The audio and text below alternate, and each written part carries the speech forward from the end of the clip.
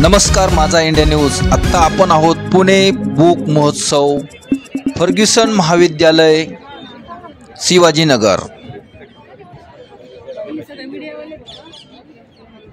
Hello everyone, me Sunita, me IT job करते आणि हा आमचा बुक स्टॉल आहे महिला उत्थान मंडळचा। मी संत श्री आशारामजी बापूजी यांची फॉलोअर आहे आणि त्यांच्याच प्रेरणेनं हा महिला उत्थान मंडळ ट्रस्टचा आपण बुक स्टॉल उभारलेला आहे। तर मागच्या वेळी आपण किमान 25,000पेक्षा जास्त रुपयांची पुस्तकं विकली आणि त्यात सगळ्यात आपली बेस्ट सेलर होती भगवद्गीता, जीवन विकास, नारी तू नारायणी आणि पॉकेट भगवद्गीता।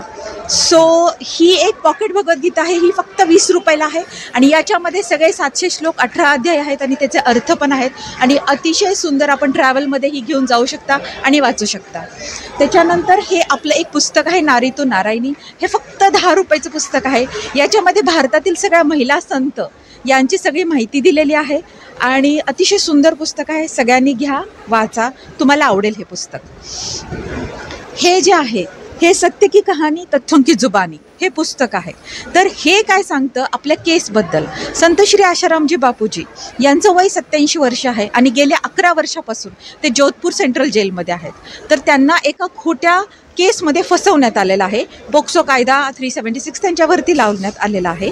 तर याच्यामध्ये अनेक कॉन्स्पिरन्सी आहेत। तर हे जे पुस्तक आहे याच्यामध्ये अनेक संतांनी, अनेक राजनेत्यांनी, अनेक सुप्रीम कोर्ट आणि हायकोर्टचे जजेसनी आणि ॲडव्होकेट्सनी आपली मतं दिलेली आहेत की ही केस कशी खोटी आहे, बनावट आहे आणि तरीसुद्धा भारतातल्या हिंदू संतांवरती कसा अन्याय होतो। आणि याच्यासाठी तुम्ही हे पुस्तक वाचा।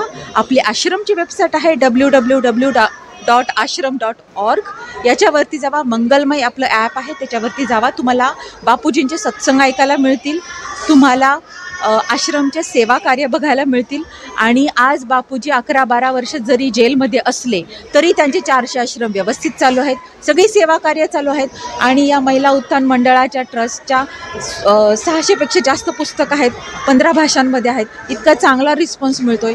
हेच सर्वोत्तम उदाहरण आहे की संत श्री आशाराम बापूजी निर्दोष आहेत याचं। Thank you so much.